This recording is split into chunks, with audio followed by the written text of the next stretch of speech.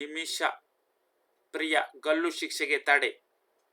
ಕೇರಳದ ನರ್ಸ್ ನಿಮಿಷಾ ಪ್ರಿಯಾ ಅವರ ಮರಣದಂಡನೆಯನ್ನು ಯಮನ್ ಅಧಿಕಾರಿಗಳು ಮುಂದೂಡಿದ್ದಾರೆ.